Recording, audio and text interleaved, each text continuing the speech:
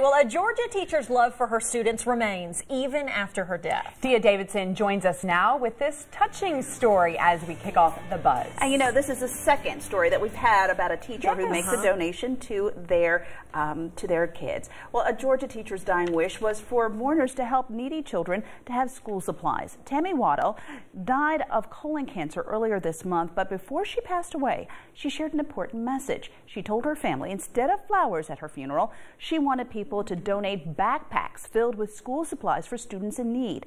One of the photos from the funeral shows church pews lined with dozens of donated backpacks. The funeral home reports getting about 130 backpacks, each filled with enough supplies to last about a half a school year. And donations are still pouring in. You know what? That is such a tribute.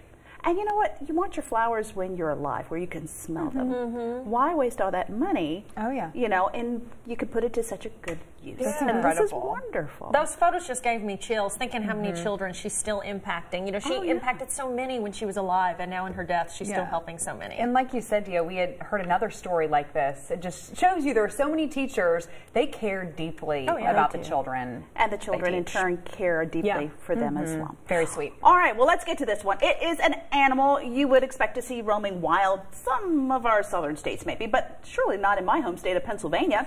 But an alligator in the Keystone State has been causing quite the commotion. You see, on Monday, there was a constant flow of folks at the wastewater treatment plant in Mineral Springs. That's about 4 hours west of Philadelphia, just trying to get a glimpse of the gator. Officials say the alligator was spotted at the plant by some workers last week and has been swimming in the facility's water ever since.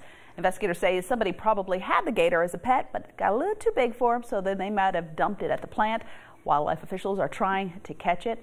And I don't know, wastewater treatment plant, it's probably swimming in some unsavory stuff. I don't think you're probably not supposed to dump your pet gator. All I can think of is you always hear those stories about people that find something in their toilet. This person pop it out. You find a huge gator coming out your toilet.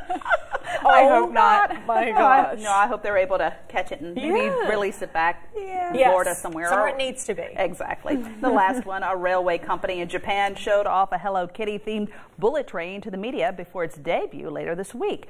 The white 8-car train is decorated with images of pink ribbons to mimic the look of the popular character created by Sanrio. The train car interiors also feature images of the popular feline, like Hello Kitty wearing a crew uniform or carrying local specialties on the walls, seats, and curtains. In one car, passengers will get the chance to pose for pictures with a giant Hello Kitty doll. Alicia Sled is one of our floor folks. She works right here. Love is probably an understatement. I think she just is like totally enraptured with Hello Kitty. Seems like Japan is going to be one of her trips. She needs to go there. I loved Hello Kitty when I was a little kid. Like, loved it. Everything was so cool. Really? But yeah, I mean, I always knew what it was, but it wasn't something I was super I think it depends on where you are. Yeah, it was popular in some areas and not so much. likes it too. Yeah, she likes it too. It's withstood the test of time, kind of. It's been around a while. That and My Little Pony. That's a look at today's buzz. All right, dear. Thank you. We've got more traffic and weather coming your way here on LEX 18 News at 4.